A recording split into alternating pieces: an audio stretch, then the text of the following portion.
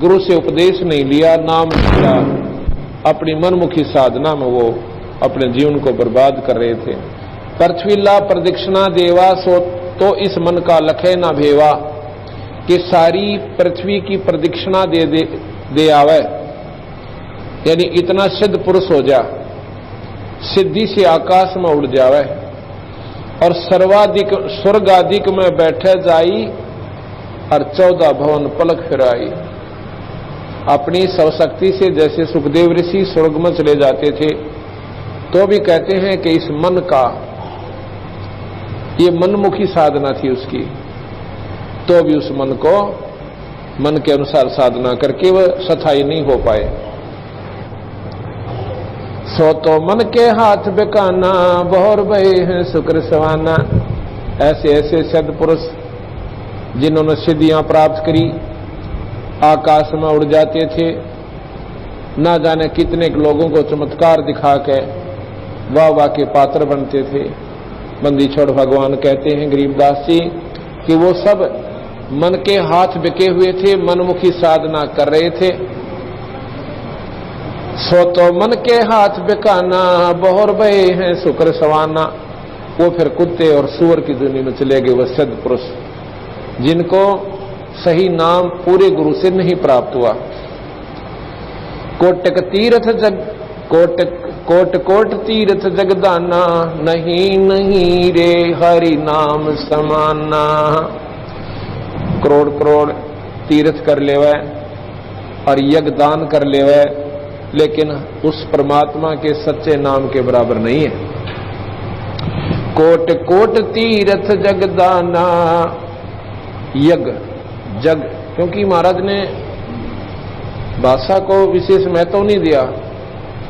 जैसे भी अपने हरियाणवी ला लो, किसी भी प्रकार के क्षेत्र की जैसी भी भाषा होती है उसी में समझाने की कोशिश करिए। कोट कोट तीर्थ जगदाना, नहीं नहीं रे हरि नाम समाना। गरीब तीर्थ जग तीर्थ तीर्थ यज्ञ युग युग करो, पावत ना जगदीश। काशी करवत लेत हैं वो आण कटाव से। ओए होए, पहले क्या कर रखा था इन अनजान साधकों ने, इन भोली भाली आत्माओं को गुमराह करने के लिए काशी के अंदर एक करौत लगा रखा था। करौत, उसमें क्या बता रखी थी कि जो अपनी गर्दन इस करौत से कटवा लेगा उसको स्वर्ग प्राप्ति होती है। वो कैसे बना रखा था? गंगा के किनारे एक पक्का स्ट्रक्चर बनाकर और उसके बीच में एक बहुत नीचे जाकर गुफा बना रखी थी और वहां पर उसको लिटा दिया जाता था कि तू सो जा आराम से, आंखें बंद कर लेना, उस परमात्मा का हुक्म होगा। कहते हैं उस समय वो करौत अपने आप आ जाएगा। वो अपना बैठ जाता था, लेट जाता था और उधर से उसका कंट्रोल हैंडल कितना दूर स्थान पर था, उनके इशारे होते थे, वहां लेटा दिया, आप जाकर के वहां गुप्त रूप में उस क्रोध को नीचे को घेर दिया और फिर वो अपना ऐसे सिस्टम करा रखा था कि उसकी गर्दन को ऐसे कर करके और टुकड़े कर देता था और फिर वो नीचे एक पटला सा ला रखा था, वहीं से कंट्रोल होता था, उसको नो का नो गंगा में सरका दिया करते थे। ऐसा वहां पर काशी के अंदर इन अनजान साधकों ने बड़ी बड़ी आत्माओं को इतना गुमराह कर रखा था। तो गरीबदास जी महाराज कह रहे हैं, गरीब तीर्थ जग युग युग करो, पावत ना जगदीश। काशी क्रोत लेत हैं वो जा कटाव शीश। तीर्थ व्रत अरु जोग जुगादम, नाम बिना सब कूड़ समादम। कर्म कांड से पावै राजम, जन्म पूर्व ले बिगड़े काजम।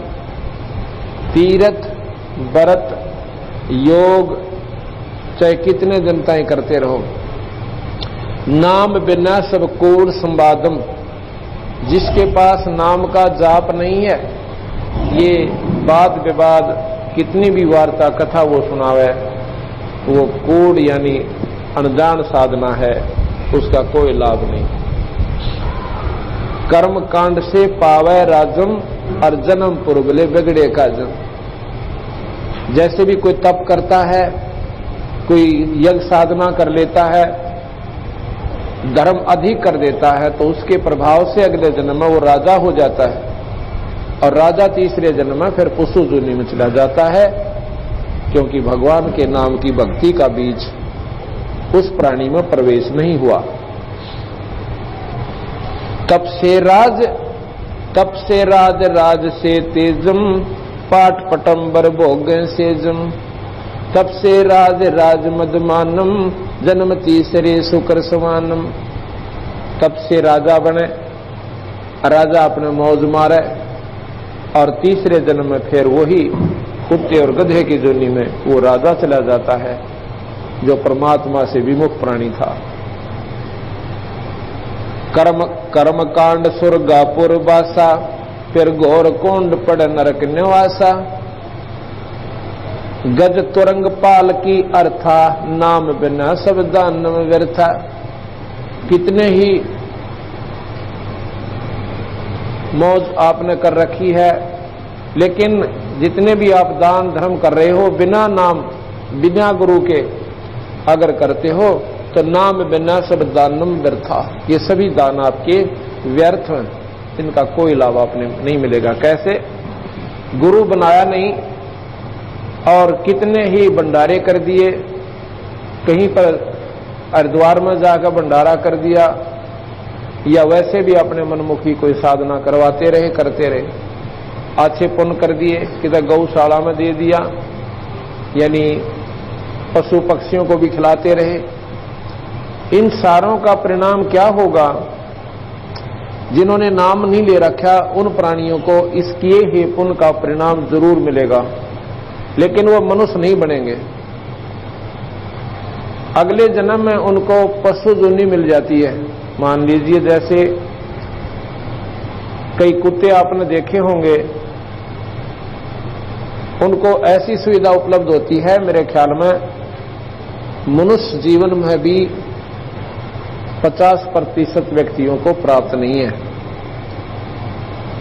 बढ़िया कोठी के मारे ना, अलग से उसका कमरा होगा, और कई तो ऐसे कहते हैं कि हमने तो अपने टोमी के ऊपर विशेष कूलर का प्रबंध कर रखा है उस कमरे में, और ऊपर पंखा चलता है। दिन में 3 बार नौकर स्नान करवाता है, और डॉक्टरी जांच करके उसको भोजन मिलता है।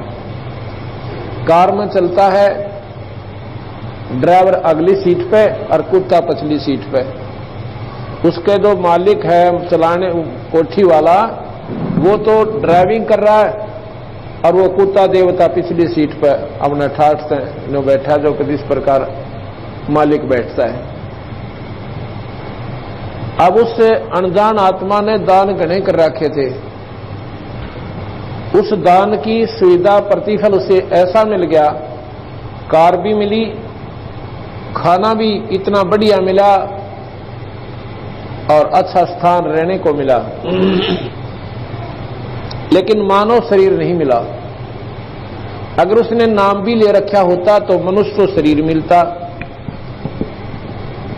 और ये सुविधा उसको मानव शरीर में प्राप्त होती।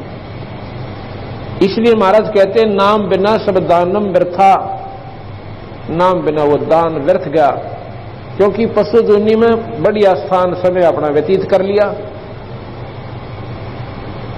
और अगले जन्म में उससे भी बुरी योनि में चला जाएगा वो प्राणी। फिर 84 का गेड़ लंबा चौड़ा, बहुत लंबी व्यवस्था हो जाती है।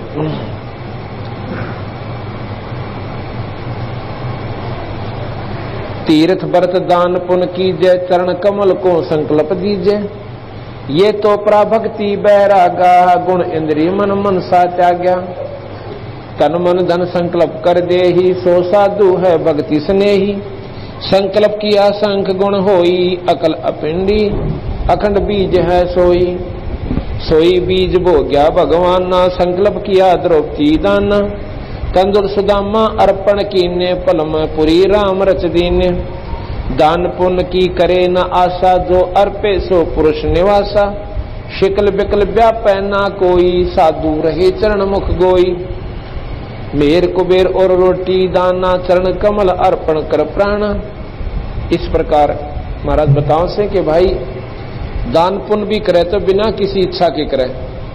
हमने मान लीजिए कोई अपनी मनोकामना पूर्णा के ताई और कोई भी धर्म का काम बोल दिया कि ऐसा करवा दो मेरा ये काम हो जाए, ठीक है वो काम आपका होगा, लेकिन वो पुण्य आपको आगे काम नहीं देगा, वहीं समाप्त हो जाएगा।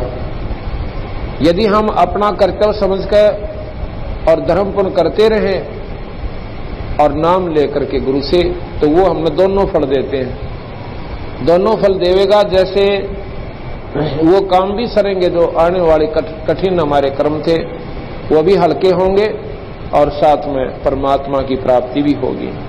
दान पुण्य की करे न आशा, जो अर्पे सो पुरुष निवासा। शकल बिकल व्यापै ना कोई, साधु रह चरण मुख गोई। अब कई ये कहते हैं, सकल बिकल कहते हैं कि जैसे आम धर्म पुण्य भी कर रहे हैं, परमात्मा का नाम भी ले रहे हैं, और एक काम कोई ना सरे किसी कारण से, तो सारे उलाने दे देंगे भगवान ताई। मन न्यो भी करता था, मन नाम भी ले रखा से, मन दान भी बतेरा कर लिया, पाठ भी करवाए। कहते ये नहीं, अपना देखा फिर तमाशा उस सतगुरु का। हो सकता है कोई ऐसा कर्म हो कि थोड़े बहुत कष्ट में और बड़ी बीमारी टलती हो, अपने मंदी छोड़ पे विश्वास रखे।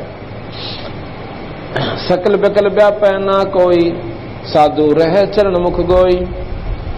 मेर कुबेर और रोटी दाना, चरण कमल अर्पण कर प्राण। चरण कमल धुन लाई ये, हरदम बारंबार। ग्रीव चरण कमल धुन लाई ये, हरदम बारंबार। अर्थ धर्म का मोक्ष हो ही, साहेब के दरबार। कोट बदर टूटन ते राख्या, जा साधु का बाल निबाका। मुटरी बांध रहे जो न्यारा, जाके पड़े शीश पे जारा। इच्छा रूप करे जो दाना, अपना वृद्ध लजावे बाणा। इच्छा रूपी जो दान करते हैं वो कहते हैं भक्ति को लजा रहे हैं, उन्हें ज्ञान नहीं हुआ अभी। इच्छा रूपी करे जो दाना, अपना वृद्ध लजावे बाणा। विद्या वेद पढ़े चतलाई, दरवधार बूढ़ी पंडिताई। विद्वान लोग कथा करने वाले महाराज कहते हैं इन्होंने काम बिगाड़ दिया सारा, पैसे के लालच में कथा करने लग गए, और जो भी उन सुनने वालों को पसंद आवे वो सुनावे, चाहे वो उनको पथ भ्रष्ट करे, चाहे उनको वो नरक में ले जावे। उन्होंने ये उद्देश्य बना लिया कि सुनने वाले राजी होने चाहिए। अगर वो नो कहे मूर्ति पूजा ठीक है, हाँ बिल्कुल ठीक है भाई, 3 में 3 व करनी चाहिए, और बढ़ावा दे देंगे उसने। उन्हें तो पैसे से तात्पर्य है, लेकिन भाई या कड़वी दवाई खाए बिना या सच्ची बात सुने बिना इस जीव का उद्धार कभी नहीं हो सकता।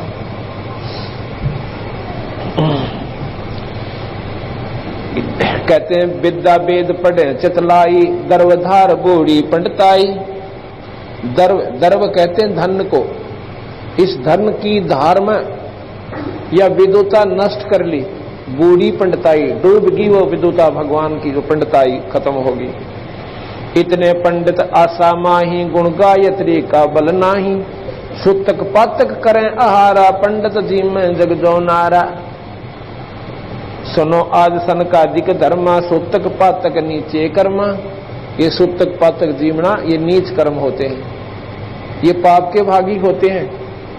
पहले तो कहते हैं कि किसी का, महाराज बता रहे हैं,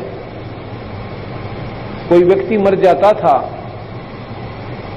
तो ऐसी आंट लगा दिया करते कि इब्बा इसका वो नहीं करना, अंतिम करते थे वो प्राणायाम, कहते इसका तर्पण नहीं करना, इसको बैतरणी से पार करेंगे हम। और जब करेंगे, कब करोगे कि इसका कारज करना पड़ेगा तुम्हें। तेरा मी का तार निकाडा, कारज जीवनता ही। तेरा मी को जो समापन करना था वो समागम वो नहीं करा। क्यों नहीं किया? क्योंकि भाई कार्य और करना पड़ेगा तुमने, ना तो इतना अनर्थ हो जाएगा, ऐसा हो जाएगा। तो बंदी छोड़ भगवान कहते हैं ये दर्व धार बूंदी बूढ़ी पंडिताई, इस माया की लहर में वो ज्ञान बह गया उन लोगों का। पंडित कौन होते थे? पंडित बताता हूं आपको, जैसे पंडित कैसे होते थे, जैसे गामा जी पंडित थे। पंडित नाम है विद्वान का जिसने पूर्ण ज्ञान हो कि ऐसे कर्म करने से हमें ये हानि होगी और ऐसा कर्म करेंगे तो हमारा धर्म नष्ट होगा, हमारे को पाप लगेगा। सुदामा ब्राह्मण थे, पंडित थे। ब्राह्मण सोए जो ब्रह्म पहचाने, जो आत्म तत्व का ज्ञान जिस प्राणी को हो जाता है वो ब्राह्मण कहलाता है। नहीं कोई जात की फीट से ब्राह्मण नहीं बनता। अब जैसे कोई वैद्य कवावे, उनका कोई बड़ा व्यक्ति वैद्य था, 5वां छठा दादा, और अच्छा वैद्य था। अब उसके बाद उन सब ने अपने पीछे वैद्य रख लिया। अब वो एक समूह बन गया वैद्य। अब अपने पीछे लिखते हैं कि रामनाथ वैद्य, और कपड़े की दुकान है। उस तरह को पूछा पेट के दर्द की दवाई को मन ना मेरा वैद्य क्यों लिख रखा? वो एक वैसे परंपरा बनी हुई काम वैद्य थे, हमारे पूर्वज जो है वैद्य के नाम से जाने जाते थे। इसी प्रकार पंडित एक जाति को हमने मान लिया, चाहे किसी ने कति अनपढ़ हो वो भी न पंडितता में, वो तो एक वो परंपरा बना ली, वो एक समूह का नाम पंडित धर लिया। वो पंडित नहीं है। पंडित वो है जो मार्गदर्शन करते हैं, जिनको विद्वान कहा जाता है। और वो पंडित जो हैं उनके द्वारा किया गया गुमराह प्राणी भटकता है, भ्रमता है, वो दोषी कहला। तो उसके लिए महाराज कहते हैं सूतक पातक नीचे कर्मा, सुनो आज सनकादिक धर्मा, ये सूतक पातक नीचे कर्मा। सुदामा जी पंडित थे, उसकी पत्नी ने बहुत ही प्रार्थना विनय करी कि देखो हम बहुत टोटे में दुखी हो रहे हैं और बच्चे हैं ये भी बेचारे कई बार तो रोटियां बिना सो जाते हैं, और आप कहते हो कि कृष्ण जो राजा है मथुरा के, द्वारका के, वो मेरे साथी थे, सहपाठी भी थे, और सहपाठी का प्रेम कुछ न्यारा होया करें। आप जाकर के उनसे कुछ धन मांग लाओ। तो सुदामा ने बोला बात सुन भगवान कि ये शरीर जा सकता है, पर सुदामा मांगे को ना। ब्राह्मण का फर्ज मांगन का नहीं बनता।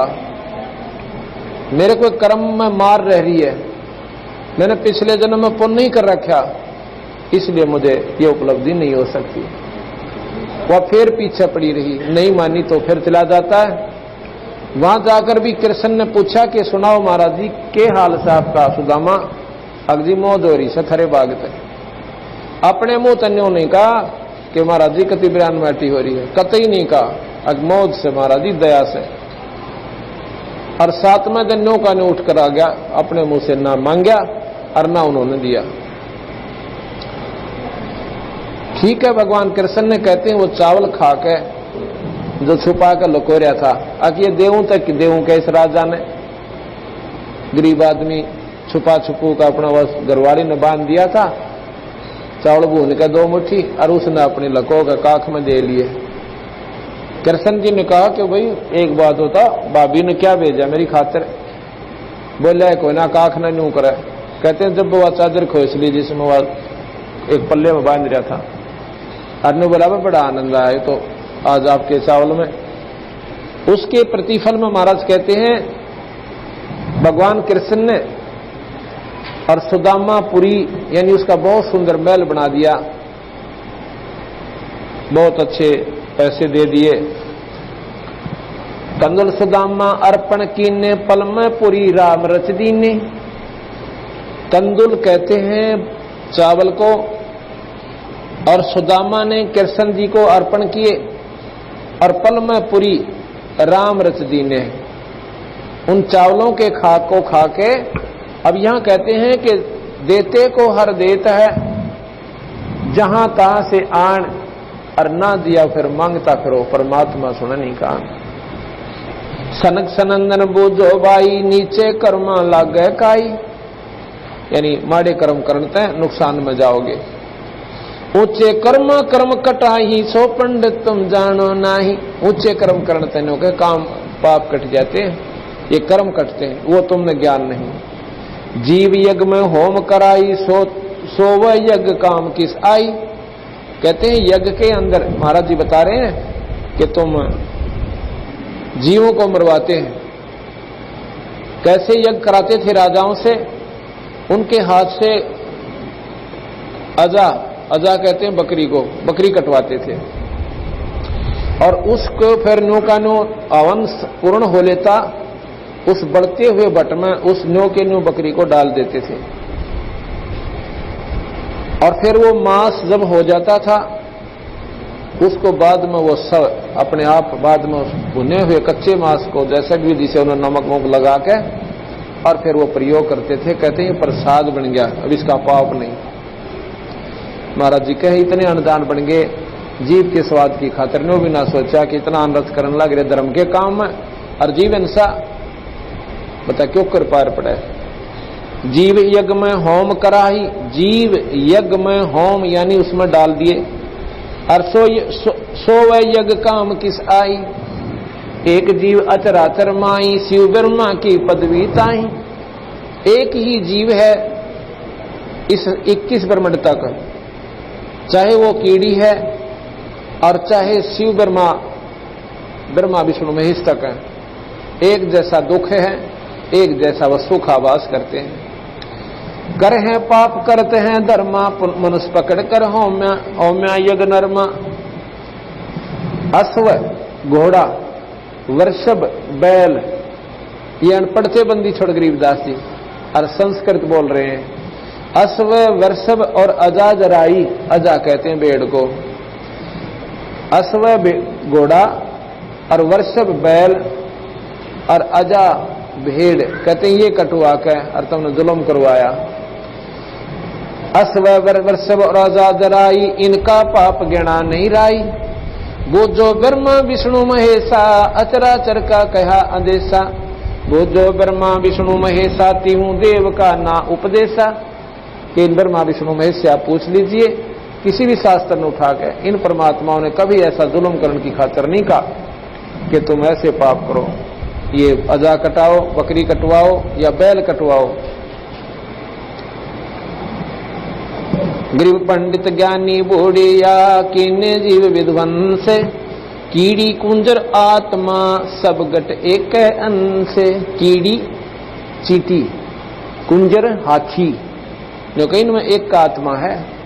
कीड़ी का वही ममता है अपने बच्चों के प्रति, वो भी मारो मार रहे ऐसे सारे दिन, और हाथी भी अपने बच्चों की खातिर, अपने पेट की खातिर। जिस प्रकार चींटी है वही सुख वही दुख कीड़ी में और वही हाथी में। कीड़ी मारने का भी वही पाप है और हाथी मारने का भी वही पाप है। कीड़ी कुंजर आत्मा सब गट एक अंश। इस सब में एक ही ईश्वरीय शक्ति यानी आत्मा है। राजनीति काली का भक्षण पंडित जीव घात अपलक्षण। और फिर क्या करते हैं, जो प्राणी बीड़ी शराब मांस तंबाकू दारू का प्रयोग करते हैं, क्यों मांस फिर दारू बिना ना खाया जा, तो शराब की भी आदत पड़ जाती है इंसान को। सुरापान मदमाशाहारी गमन करें भोग पर नारी। 70 जन्म कटते हैं शीशम साक्षी सायब हैं जगदीशम। जो ये जुल्म करते हैं, सुरापान करते हैं, सुरापान माने दारू पीना, मद कहते हैं सुरापान मद यानी अमल को, मांसाहारी जो मांस खाते हैं। सुरापान मदमासाहारी गमन करें भोग पर नारी।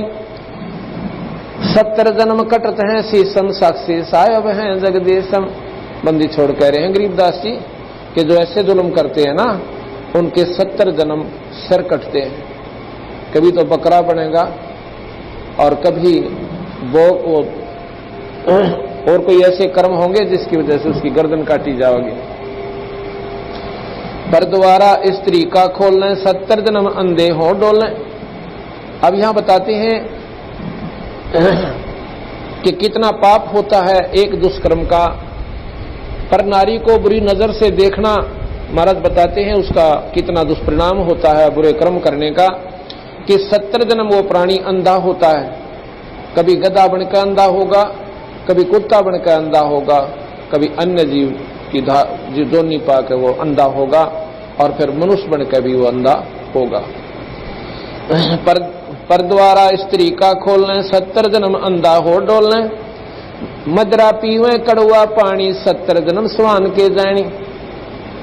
एक बार जो दारू प्रयोग करते हैं प्राणी उनका 70 जन्म कुत्ते के होते हैं। मदरा पीवे कड़ुआ पानी 70 जन्म स्वान के जानी। जोटे बकरे मुर्गे ताही लेखा सभी लेत गुसाई। मर्ग मोर मारे मैं मनता अतरातर हैं जीव अनंता। जीवा सवा जो हिते प्राणा निम्मा नाश गया हम जाण्या। तीतर लवा बुटेरी चिड़िया खूनी मारे बड़े अंगड़िया। अदले बदले लेखे लेखा समझ देख सुन ज्ञान विवेका। जो मो मनसर बिस्मल लाई जीव्या स्वाद हिते कसाई। ऐसे पंडित जीव हिताना राजा के सिर धरा भयाना। अपनी छपरी बंधे ना कोई नगर अमान कर नर लोई। कर्मसाल कर्मों की बाजी भूल रहे हैं पंडित का जी। गरीब शब्द हमारा मानियो सुनते हो नर नारे। जीव दया बन को फर है ये चले जमाना हारे। ऐसे दुष्कर्म करने वाले प्राणी का बहुत बुरा परिणाम होगा। तो ऐसे जुल्म हमने नहीं करने चाहिए। मदरा पीवे कड़वा पानी और 70 जन्म स्वान के जानी। एक बार दारू पीने वाले के 70 जन्म कुत्ते के होते हैं। और इससे भी ज्यादा पाप हुक्का बीड़ी तमाकू पीने वाले को कहते हैं 100 नारी जारी करे सुरापान 100 बार। एक चलम हुक्का भर वो डूब काली धार। गरीबदास जी महाराज कहते हैं कि कितना पाप होता है इसको। एक बार दारू पीने से 70 जन्म कुत्ते के, और ऐसे 100 बार कर्म करे 100 से गुणा कर दीजिए 7000 जन्म हो गए। 7000 जन्म कुत्ते के होंगे उस प्राणी के जो एक बार हुक्का पीवे, यानी तम्बाकू प्रयोग करे, चाहे वो खावा या सूंघे, और चाहे सिगरेट में पीवे और चाहे हुक्का बीड़ी में प्रयोग करता है। उसका महाराज बता रहे हैं कि उसको इतने ज्यादा जुल्म होंगे, उसको इतना पाप होगा।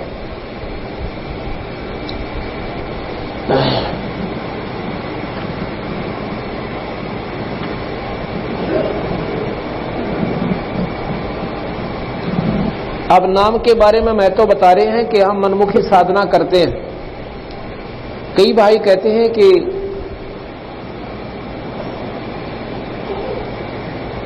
परमात्मा के केवल स्तुति कर लेने से, आरती करने से या परमात्मा के दर्शन करने मात्र से, कई कहते हैं कि हमने भगवान के दर्शन हो जाते हैं, जैसे कभी सौपन में कभी वैसे भी। तो महाराज कह रहे हैं ये तेरी पिछली कमाई काम कर रही है, लेकिन मुक्ति का अभी तक आपको कोई लाभ नहीं हो रहा। और नाम जो है अधिकारी बिना दिया नहीं जाता, और जब वैसे दे दिया तो काम नहीं करता। किस प्रकार कि जिस प्रकार एक सीप होती है समुद्र में जिसमें मोती बनता है, जैसे आपने शंख देखा होगा, शंखले से होते हैं, ऐसी उसकी आकृति हो है। ऊपर का शरीर उसका शंख जैसा हो है, लेकिन उसका आकार थोड़ा चपटा चपटा होता है। उसमें एक जीव होता है, और वो जीव एक पानी की बूंद लेता है आकाश से। वो बूंद उसमें प्रवेश कर जावा आकाश के पानी की, समाति बोलते हैं उसको।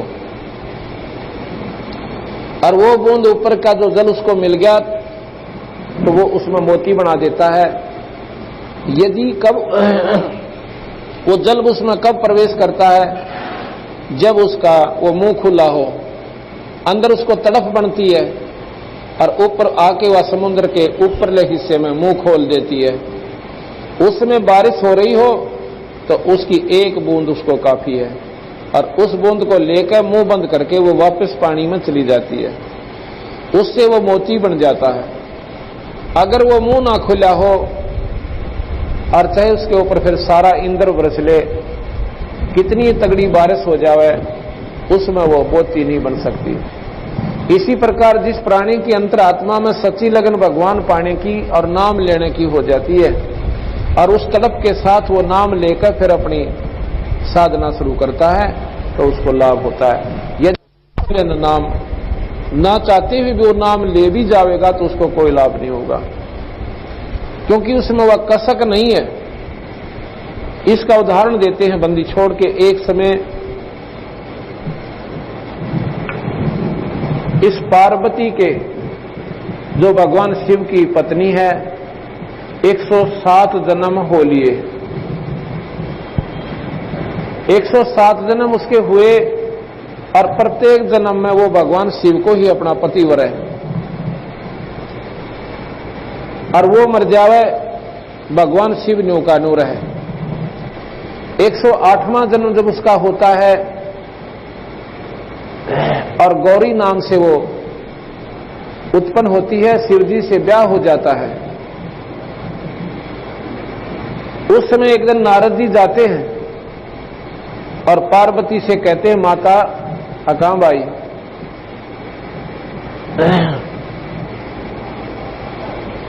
कि आप अभी तक जन्म और मर रहे हो और आपके घर में इतनी बढ़िया वस्तु और आप फिर भी दुख पा रहे। कैसे भाई, मेरे समझ में नहीं आई तेरी बात, क्या कहना चाहता है नारद तू? माता मैं बताऊं, भगवान शिव के पास एक ऐसा मंत्र है, अमर मंत्र, यदि वो आपको सुना दें, यानी आप उससे नाम ले लो उनसे, वो मंत्र आपको बता दें तो आपकी मुक्ति हो जाए। वह बोली नारद, यह बात तो भाई मेरा जची को ना, क्यों ना जची? नारद जी ने कहा कि आपके 107 जन्म हो लिए, 107 बार तो आप मर चुके और 108वें की तैयारी हो रही, आधी उम्र जा ली आपकी। भाई एक बात बता, भगवान शिव जी मुझे इतना प्यार करते हैं, मेरे लिए वो जान भी दे सकते हैं और तू का वो नाम ले रहे और मैं मर जाऊं, मुझे मरती देखते रहे। नारद जी बोले कि जान दे सकते हैं पर वह नाम नहीं दे सकते। ने बोला भाई तो कि मैं अंग्रेजी से बोल रहा है, तो सीधी बता मैंने क्या बात है। बात यह है माता जी कि आपने हृदय से पुकार नहीं करी उनसे, अभी तक आप उनको एक पति रूप से देख रहे हो और जब उसको दूसरी दृष्टि से भगवान स्वरूप मानकर और गुरु रूप से उसकी दृष्टिकोण से देखोगे और चरणा में पड़कर छक्कर रहोगे तड़प के साथ और फिर प्रार्थना करोगी, जब यो नाम मिलेगा और काम भी जब ही करेगा। और बताऊं क्या कि जो थारे घर में वो 107 खप्पर टंग रहे हैं ना, वो कंकाल तेरे सिर के हैं माई। मेरे सिर के? हाँ तेरे सिर के हैं भाई। और वो कई भगवान शिव जी भी अपने गले में गाल ले, गिनती करे है कि 107 बार मर ली, निर्भाग कई भी समझ में ना आती इसका नाम ले लूं, पर कहता कोई ना। वह बोली रहता ने तो जुल्म कर दिया, मैं कितना जोगी भी ना छोड़ी तो नहीं गलत मानू तो वह दस्ती ना, क्योंकि वो 107 सिर। पर आज पूछूंगी वह किसके से, आज पूछिए मत ना, तू पाया में पड़ जाइए, भी पूछने में लगी रहेगी बावड़ी, पैरा में पड़ जाना और जब छोड़ना, जब नाम देने की यहां भर लें कि दिन में पूछा कि इसके और तुला जचा ना जचा। अरे भाई ठीक से, तो उसको ऐसी लगन लगी कि नारद बिल्कुल सही खबर ले आ कर और आज मेरे कोई 16 दिन आगे हैं और 107 दिन हमने भोग लिए। अब देखो विचार करने की बात है। एक बार राजा दक्ष ने यज्ञ की थी और पार्वती वहां चली जाती है अपने पिता के घर पे। पार्वती ने अपनी मर्जी से शिव से शादी करी थी, राजा दक्ष नहीं करना चाहता था, कतई नहीं करना चाहता था। और पार्वती ने अपनी चिट्ठी लिखकर नारद जी को दे दी थी, अब नारद जी मेरा यूं काम तो जरूर कर दे कि शिव आ जावे शादी अपनी बरात लेकर, मैं जानू मेरा काम जाने। नाटन दे पिताजी ने। शिव जी आया था तो और भी राजा आ रहे थे, वो भी आगे, और भी बहुत देव आए हुए थे। तो पार्वती ने शिव के गले में माला डाल दी, अपने पिता की मर्जी के खिलाफ शादी कर ली थी। उसने दक्ष ने कह दिया था कि मेरे घर पर नहीं आ जाएगी आज के बाद तो, अर्जा कर ले ब्याह अपना, भाग जाए यहां से। तो वो चली गई थी। एक दिन राजा दक्ष ने यज्ञ कर रखी थी।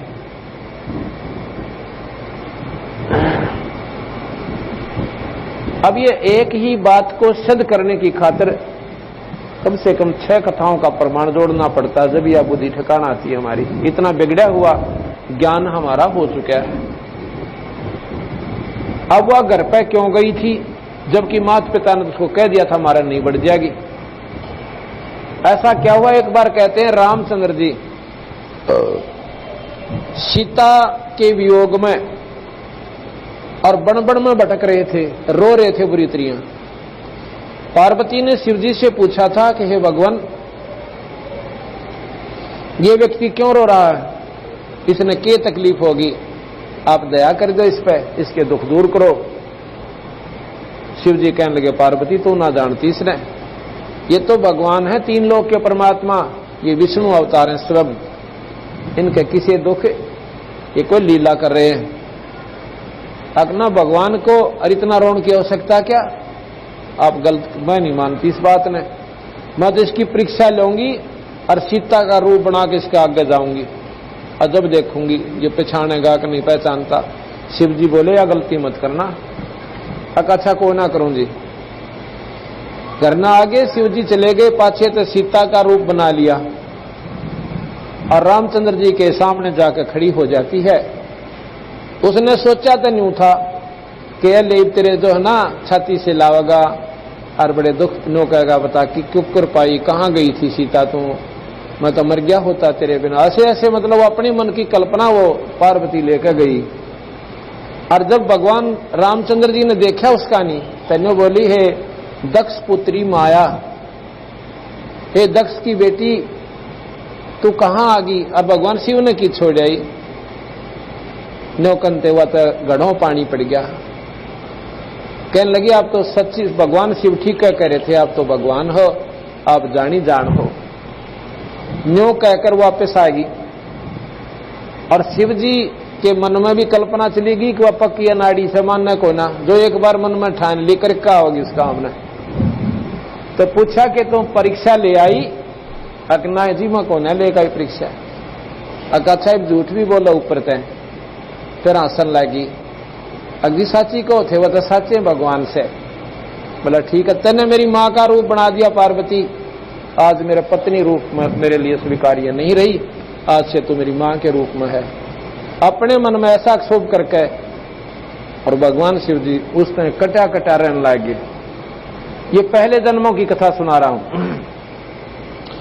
इस बात ने पार्वती भी जाने थी कि जिद का पक्का यो विषय ईब यो कति नहीं माना, चाहे धरती इधर से इधर हो जाए। उसने सोची यो तो मुंह तो बोला ना, और कोई अड़ा आदमी ना, मेरा टाइम क्यों कर पास होगा, तो अपने घर न चाल, इसका भी आंट लाऊंगी थोड़े दिन। क्यों हो गया, माता पिता भाई पिताजी करड़ा बोल लगा, माता राजी बोलेगी, ऐसी अपने मन में कल्पना करके पार्वती अपने घर आ गई राजा दक्ष के घर पे। उस दिन कुदरती क्या हुआ कि वहां पर यज्ञ हो रहा था, राजा ने समागम करवा रखा था। और उसमें क्या होता है कि सभी लड़की और जमाइयों को बुलाते थे वो राजा लोग, यज्ञ में सभी अपने रिश्तेदारों को बुलाया जाता था। तो वहां पर देखा कि जो रिश्तेदार नहीं आए थे, कोई बहन नहीं आई थी, उस बटेऊ का हक न्यारा आसन और जितनी भी पूजा हरकत चढ़ी थी उस सब की उसके साथ चढ़ाई हुई थी। और सारा सामान उसका कपड़े भी रखे हुए थे कि वो ना आन पाए, कोई बात नहीं। तो पार्वती अपने घर में गई, जाकर देखा सारे मंडप पर घूम कर नाम लिख रखा कि फलाना ये जमाई, ये उसका आसन है, ये फलाने देव का, ये उससे का। तो वहां सारे का घूम के और कोई मुंह ना बोला। उसने अपनी मां के पास गई, उसने देखा कि शिव जी का कितना जिक्र भी को ना, उसके पति का। तो अपनी मां से कहने लगी, मां आपने अपने जमाई का कितना स्थान भी ना छोड़ रखा। ने बोली बेबे उसने अपना पीछा छुटवाना था, अगर इसका बाप ईसाया नाड़ी और या भी नाड़ी है, जब अपनी मर्जी से शादी करेगी मैं क्यों बीच में पैसू। कहने लगी भाई मन्नत बेरा ना बेटी, तेरा बाप जाने तू जाने ना, वो मेरी मानता, उससे पूछ ले। वो अपने पिता के पास गई, कहने लगी पिताजी आपने सभी बहनों के जितने जमाई बटेऊ नहीं आए उनका हक दर रखा और मेरा को ना। तो नो बोला तो बुलाई किस नाड़ाई किस लिए, अरे ऐसे निर्भाग का मैं को ना वो रखा करता, वो तो पशु है, आदमी थोड़ा है। गल में सांप उसका है, सारा दिन बने लिया ત્યાં कूदे जा, इसे नड़ दिखा कर मैंने जुलूस कटवाना अपना। इस बात का वह करड़ी काली मानेगी, अगला तेरी यज्ञ करवाऊं पूरी। जाके हवन कुंड में कूदगी, क्यों ना तो शिव जी के स्थान पास ठिकाना उसका और ना माता पिता में आदर। उसने न सोचा ला भी ये काम कर दूं, कराऊं तेरी यज्ञ पूरी। अब कहते हैं अब कहां लाना चाहता हूं बात में, नो ना सोचे कि तड़का कोई सी आत्महत्या कर ले, ये पॉइंट नहीं हमारा कहने का भाव। ये से मैं कहां समझाना चाहता हूं, ये अनाड़ी साधना नहीं करनी चाहिए, पति जो का उस काम को नहीं करना चाहिए, हमने ये मानना चाहिए अपनी, तभी जाकर ये ऐसी दुर्घटनाएं हमारे साथ होती है। एक न कही दूसरे न मानी, कहें कबीर दोनों ज्ञानी। अगर वह टाड़ा कर देती, मान लेती इसकी बात को, ऐसी घटना क्यों घटती कि भाई ना परीक्षा लेती, चलो शादी कर ली थी होगी, अरे भी ये काम और उसकी भी उसके अनुसार भी नहीं चल पाई वह। अब कहने का भाव मेरा ये संबंधी छोड़ गरीबदास जी का कि उसका वो शरीर खत्म हो गया, अवन में वो मर गई, शरीर का चाम जल गया, मांस जल गया और वो कंकाल कति काला हो गया, जो बाकी ढांचा शरीर का रह गया। उधर से कहते हैं शिव जी ने पता चला कि भाई क्या हो गया, आपस में 100 लड़ाई हो, मारी बात हम जाने, और वह उड़द जड़ी कैसे। तो किसी ने जाकर बता दिया जी ऐसे ऐसे उनका अनादर किया। मैंने बोला अच्छा मैं करता हूं इसका इलाज। वहां से कहते हैं अपनी जटाया से एक ऐसे बाल पाड़ा और उसको धरती में पटक दिया और उससे एक वीरभद्र नाम का एक यक्ष उत्पन्न हुआ। उसको हुक्म दे दिया कि सेना ले जा और दक्ष की गर्दन काट दे। उस यज्ञ में कहते हैं ब्रह्मा भी विष्णु भी दोनों आए हुए थे और वो जब पता चला उन्होंने कि पार्वती मरली और शिव जी को वेद लाग लिया और ई भाई वो चाला पड़ेगा, उसने तो कहते हैं वीरभद्र को शक्ति देकर भेज दिया। तो कहते ब्रह्मा ने तो डांक ठोक दी, भाग लिया, ब्रह्मा भाग गया और दक्ष ने प्रार्थना की भगवान हमने तेरे आश्रय पर तेरे सारा तो यज्ञ करी थी और आप मुझे छोड़कर जा रहे हो। ब्रह्मा जी बोले भाई देख बात सुन राजा, वीरभद्र के सामने टेकन की मारी हिम्मत कोई ने। ब्रह्मा जी खिसक गया, अब विष्णु जी भी खिसकन लग गया। ये शिव पुराण में कथा है, कहते उन्होंने सोचा मैं आप पकड़ कर बताऊं सो। शिव पुराण जो कि हमारे प्रमाणित शास्त्र हैं, विष्णु जी भी खिसकन लग गया तो चरणा में पड़ गया। दक्ष ने बोला महाराज जी आप तो छोड़ कर ना जाओ। तो विष्णु जी भी कहता भाई देखो मारे बस का सौदा ही सै को ना, हम तो यज्ञ कराना आए थे, थारे यज्ञ उठन आए, लड़ाई उठन आए थे। ने बोला जी कुछ भी करो, मैंने एकला छोड़ कर मत जाओ। विष्णु जी खते खड़े हो गए, वीरभद्र आ गया, सभी सेनाओं को राजाओं को काटता मारता विष्णु जी के सामना आमना हो जाता है। कहते हैं विष्णु जी को ने अपना जो पहले तो तीर छोड़ा तो उसने अपने त्रिशूल से उसका वो तीर काट दिया विष्णु जी का। फिर क्या कहते हैं कि उसने सुदर्शन चक्र छोड़ा, सुदर्शन चक्र भी उसने अपने त्रिशूल से काट दिया और विष्णु जी ऐसे हो गए जैसे मूर्ति हो अगर पत्थर की स्तंभ हो गए। शिव पुराण में आगे लिखा है कि वो वहां के वेद मंत्र बोलने वाले संत भक्तों ने विद्वानों ने एक मंत्र बोलकर भगवान विष्णु की सतबता, यानी जो कति अल्लाह था ना टहला था, पत्थर की तरह हो गया था, वो भंग करी। फिर वो एकदम होश में आया और फिर वहां से भाग गया, चले गए भगवान विष्णु। आगे वो वीरभद्र ने जाके राजा दक्ष की नाड़ काट दी। ये लंबी कथा, अब इसको यही करते हैं। फिर कहते हैं भगवान शिव ने ये ज्ञान हो गया कि ऐसे ऐसे पार्वती को मार दिया, तो वो उसने पता भी चल गया कि दक्ष की नाड़ भी काट दी वीरभद्र ने। कई देवताओं ने जाके प्रार्थना करी भगवान शिव से कि भगवान कोई बात ना, आपस में 100 बकवासनी होती है, पर राजा दक्ष के प्राण बख्श दो। कहने लगा भाई कोई ऐसा प्राणी ले आओ जिसकी नाड़ काट ले आओ और ताजी गर्दन कटी हो, मैं राजा दक्ष की गर्दन धड़ पर ला दूंगा, जीवित हो जाएगी। अब वो शीश नहीं लग सकता इसका। कहते हैं फिर जाकर के एक बकरे का काट ले सिर, राजा दक्ष का बकरे का सिर ला दिया, वो जीवित हो गया। फिर भगवान शिव ने क्या किया कि उस पार्वती के उस कंकाल को उठाया और अपने कंधे पर धर लिया। इतनी ममता उमड़ाई कि पार्वती मैंने तो हंसी मजाक वैसे ही कराया था और तने तो जुल्म पाट दिया, ये काम नहीं करना था। इतना प्रेम इतना भाव उसमें हो गया, उस हाडों में भी ममता फंस गई उसकी। कहते हैं उसके हाडों ने उस कंकाल को लिए भगवान शिव जी और पर्वत पर रोता हुआ घूम रहा है। कई वर्ष बीत गए, हजारों लिख रखा, हजारों वर्ष ऐसे बीत गए। उधर से भगवान विष्णु ने सोचा कि जब तक इसके ये हाड खत्म नहीं होंगे इतने इसकी ममता टूटे को ना। भगवान विष्णु ने सुदर्शन चक्र को आदेश दिया कि इस पार्वती के हाड खंडा दे, खत्म कर दे कंकाल को। उसने जाके उस कंकाल को ऐसा धमाका करा, धमाका हुआ कि वो कितना नाक पड़े, कितना कान पड़े, कितना हाथ पड़े, कितना शरीर पड़ा। तो वहां कहते हैं जहां नाक पड़ी उड़ा, आंख पड़ी उड़ा नैना देवी, आंख पड़ी उड़ा कि और देवी। ऐसे ऐसे लोगों ने वो आस्थाएं बनाकर वह मंदिर बना दिए। बाकी जो बना कहते हैं और मंदिर बन गए। अब इस प्रकार इतना प्यार भगवान विष्णु शिव जी का पार्वती में प्रति जन्म में रहा और उसके बाद भी उसने वो मंत्र नहीं दिया। अब नाम की महिमा, अब नाम कैसे काम करे और फिर उसकी रहनी कैसी हो आप भक्तजनों की, तो दोनों मिलकर जब ये अपना पूरा काम करती है। तो क्या हुआ, अब इस प्रकार भगवान शिव जी जब घर पर आए, अब वहीं लाते कथा को कि नारद ने बता दिया था कि माता भगवान शिव के पास एक ऐसा अमर मंत्र है, अगर आपने वो दे दें आपका बेड़ा पार हो। आप इतना नहीं मरो जितने शिव जी नहीं मरे, इतने आप अमर हो जाओगी। जिस भगवान शिव की सबसे ज्यादा आयु है, ब्रह्मा से भी और विष्णु से भी। तो श्याम ने जब भगवान शिव आए तो जैसे पहले वो बात करती थी अपने पति रूप में, व्यवहार कुछ और होता है। वो एक घर के आम सदस्य जैसा व्यवहार हम करते हैं, पत्नी से भी पति ऐसा ही करता है।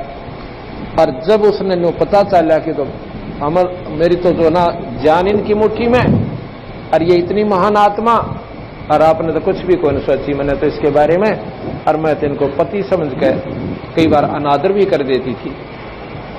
जब वो आते हैं भगवान शिव जी घर पे, कहते चरणा में गिर जाती है और रो रो कर रुदन मचावे। तो वो कहने लगा कि बात से पार्वती आज ऐसी दिक्कत क्या हुई आपको, किस चीज की आवश्यकता, तो साफ साफ बता। वह कहने लगी महाराज जी मेरे को जरूर पाप हुआ है, मैं घनी पापणी हूं, और इस करके आपने मेरे से एक इसी अनमोल चीज छुपा रखी। हे भगवान एक बात बताओ, अब क्या कि मैं जब मरती थी आपका जी दुख नहीं पाया करता, अब कब मरती थी तो अभी मरी कहां है, अग्नियों ना बकाओ। ये खप्पर किसके हैं, ये कंकाल किसके सिर के। अब शिव जी ने सोचा तो भैया दूसरी भाषा बोला, ये इसके लेवल का ज्ञान नहीं है। नो बोली महाराज जी मेरे से कोई गलती हुई होगी, और मैं मरूं और आप देखते रहो और आप मुझे प्राणों से भी प्यारी समझती हो। तन्यो बोला पार्वती ये तेरा ज्ञान तक हो ना, नो बताते रहता है। बताया किसने? तो उसने बता के नारद जी आए थे और वो मेरे को बताएंगे कि आपके पास एक ऐसा अनमोल मंत्र है और आप मुझे कृपा कर दो दासी पे कि महाराज जी मेरी दुर्गति मिट जा। नवलाद दूंगा तेरे को नाम। आज तो नाम पाने के अधिकारी होगी।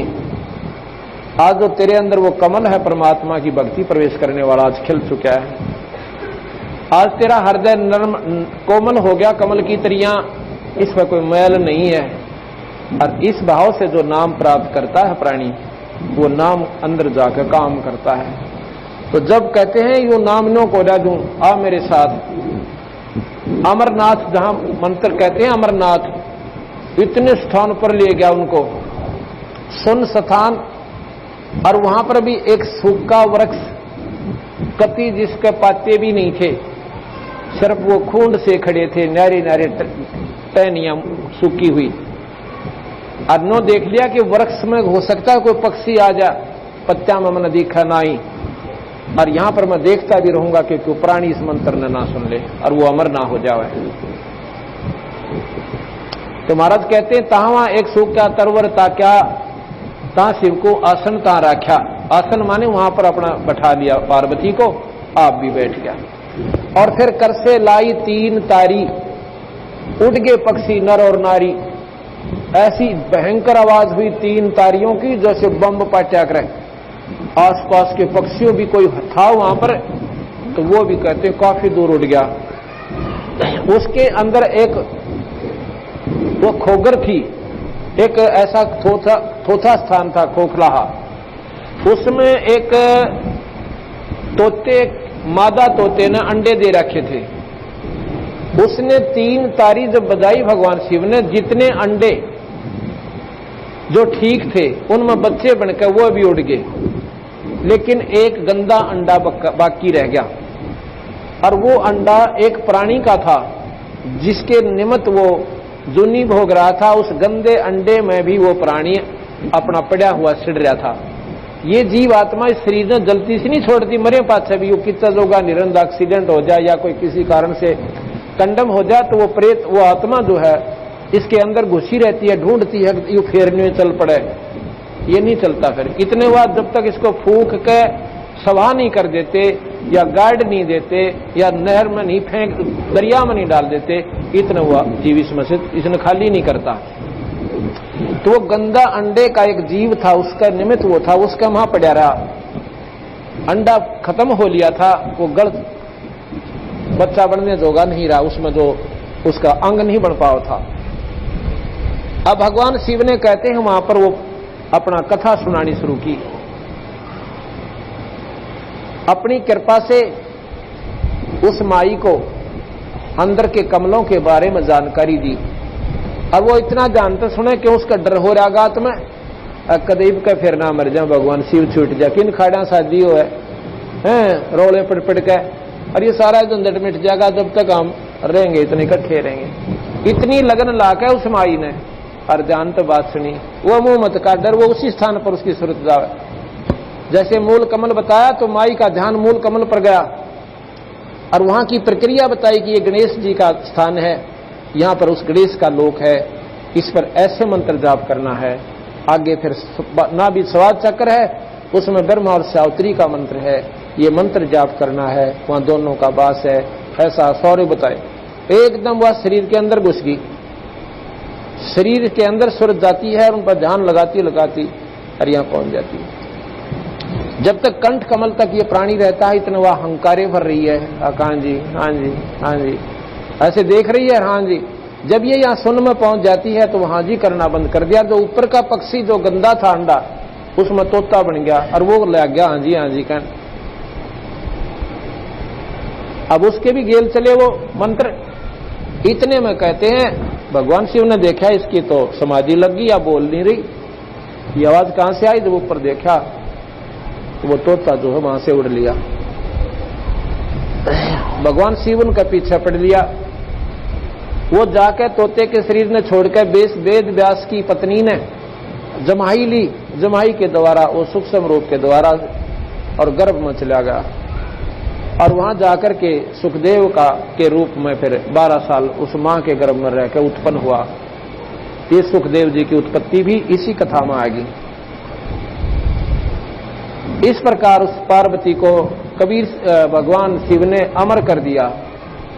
कितना अमर कर दिया?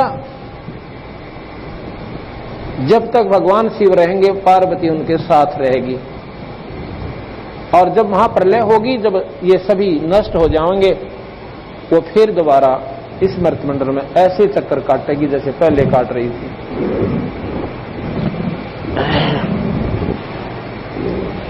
शंकों दे दरी तन योनी, नो ततके का बीज न भूनी, मोक्ष मुक्ति का लख्या न भेवा, भर में पुत्र व्यास सुख देवा। अब देखो,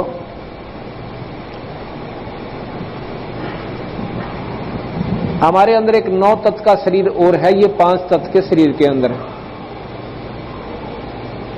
उस शरीर में, इस शरीर के माध्यम से हमने उस 9 तत्व को परिपक्व करना है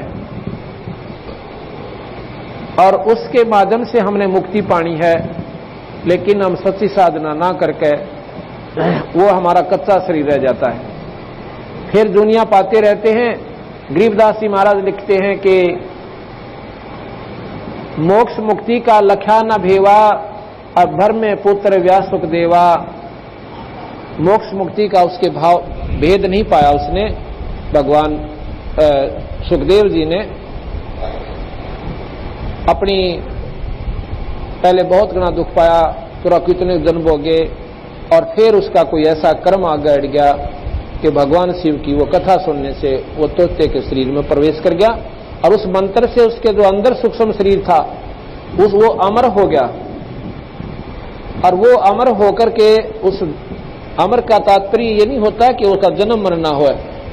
इस अमर होने की कई परिभाषाएं हैं। वो तत्व ऐसा बन गया कि उसमें यादाश्त होगी, उसको इतनी यादाश्त होगी उसने सूक्ष्म शरीर में कि अभी पिछले जन्म मेरे बहुत मुंडे बीते और इब क्या गलती करो नहीं।